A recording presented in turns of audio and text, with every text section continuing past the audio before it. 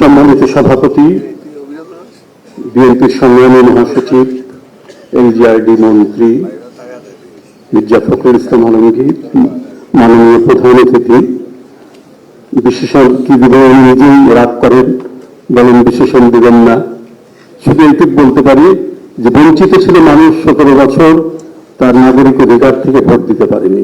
নির্বাচিত সরকারের প্রধানমন্ত্রী জনাব তারেক রহমান, জাতীয় স্থায়ী কমিটির সদস্যবৃন্দ এবং উপস্থিত বিএনপি অঙ্গ সহযোগী সংগঠনের নেতৃবৃন্দ, কর্মী ভাইরা, এই ঈদের আমেজের সময়ে আপনারা উপস্থিত হয়েছেন, এই জন্য আমি আপনাদেরকে আন্তরিক ধন্যবাদ জানাচ্ছি যে যতটুকু আমরা সম্ভব হয়েছে আপনাদেরকে জানানো, সংগঠিত করার, এর মধ্যেও আজকে আপনারা সবাই উপস্থিত হয়েছেন। শহীদ রাষ্ট্রপতি জিয়াউর রহমান এ সম্পর্কে আলোচকবৃন্দ এবং যারা সহকর্মী ছিলেন জাতীয় স্থায়ী কমিটির অনেকেই আছেন, তারা বলবেন বা এর আগেই আমরা বারবার শুনে এসেছি, তার বৈশিষ্ট্য হচ্ছে বহুমাত্রিকতা।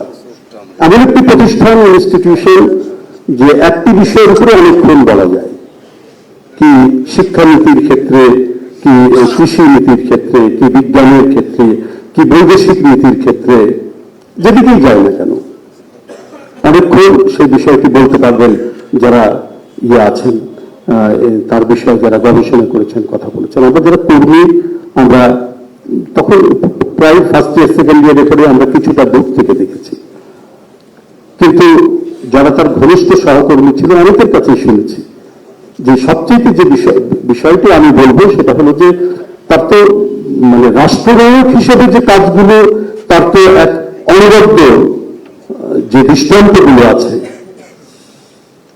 যে রুল অফ ল, আইনের শাসন থেকে শুরু করে তিনি যে অবদানগুলি রেখেছেন, এখানে অনেকে বলেছেন এবং এই বিষয়গুলি অনেকবার আলোচিত হয়েছে, তার অবদানগুলি। কিন্তু একজন ব্যক্তি জীবনে যে কোনো রাজনীতি করে না, একজন পেশাজীবী মানুষ, সাধারণ মানুষ, তিনি যদি অনুকরণ করেন তাহলে একজন স্বচ্ছ মানুষ হিসাবে, একজন পরিশুদ্ধ মানুষ হিসাবে তিনি সমাজে বিবেচিত হবেন।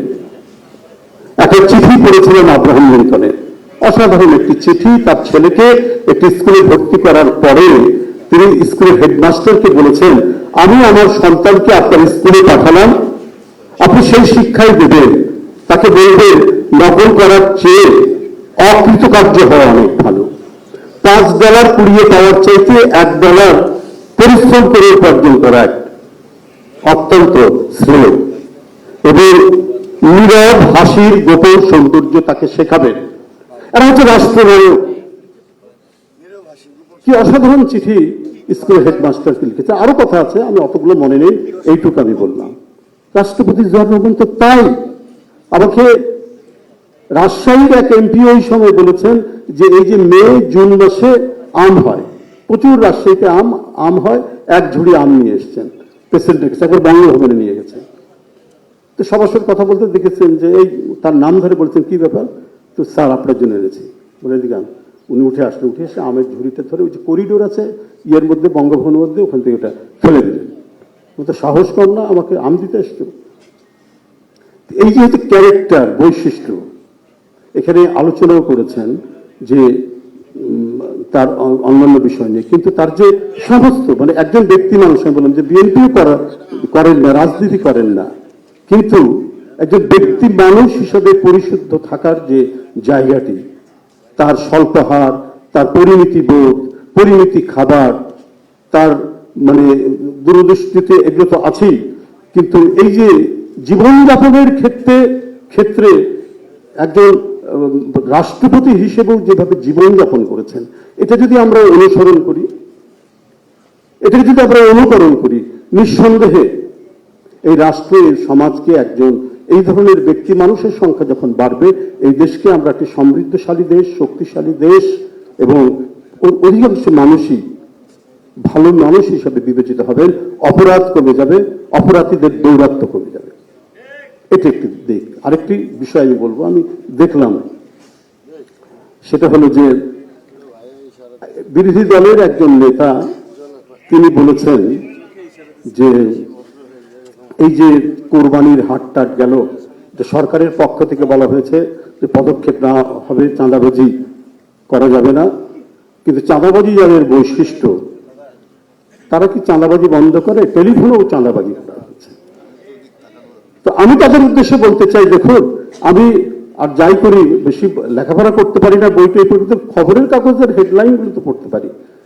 আমি এই সময় যত দেখেছি, ফেনীর জাকির নামে একজন জামাতের নেতা রোকন, তিনি মামলা প্রত্যাহার করিয়ে দেবেন বলে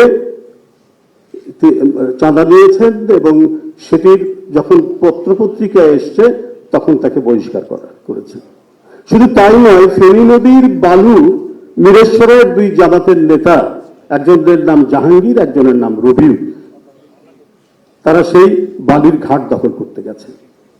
তো চাঁদাবাজ তো আপনাদের দলের মধ্যে যেভাবে উৎপন্ন হয়, সেটা যেটা বলেছেন, বিশেষ করে আমাদের প্রধানমন্ত্রী কোনো এক সময় বলেছেন গুপ্ত রাজনীতির কথা। আপনাদের বৈশিষ্ট্যটা তো গুপ্ত। আপনাদের এই গুপ্ত রাজনীতির মধ্যে চাঁদাবাজ আছে, দখলবাজ আছে, সবাই আছে। বারবার অভিযোগ তুলেন চাঁদাবাজি। তো আপনারা অবশ্য আরবি শব্দ ব্যবহার করেন। হ্যাঁ, না ওটা জানি, ওটা পুরো আমি ওটা আর বলতে চাইনি। আমি যেটা বলছি যে দেখুন, ওরা আরবি শব্দ ব্যবহার করে, হাদিয়াবাজি, হাদিয়াবাজি আর ইয়ানাতবাজি, এটাতে কে শ্রেষ্ঠ পারঙ্গম ভাই? জামাত ইসলাম। আচ্ছা, তারপরে একজন নেতা বলেছেন যে ৭১-এর জামাত আর আমাদের এখনকার জামাত এক না। তাহলে ৭১-এর জামাতের নেতারা পরবর্তী পর্যায়ে যে জান্নাতের টিকিট বিক্রি করেছেন, ওটা কি ইনভ্যালিড? আর আপনাদের এটা কি ভ্যালিড নাকি? এক স্ত্রী তার বউকে খুব বকাবকি করছে, তো প্রায় বকাবকি করে, এক মুরব্বী লোক ওই মহিলাকে বলেছে, তুমি জানো, এটা কি জানো না যে স্বামীর পায়ের নিচে বেহেস? তো বলছে, মুরব্বী আমার এর আগে তো 2টা স্বামীকে ছেড়ে এসেছি, তো কোন স্বামীর বেঁচে বেহেস? এখন ওরা যে জান্নাতের টিকিট বিক্রি করছে, ওইটা ভ্যালিড না, আপনাদেরটা ভ্যালিড? সেই রাষ্ট্রপতি জিয়া রহমান আপনার মাগফিরাত কামনা করে বক্তব্য শেষ করছি। ধন্যবাদ।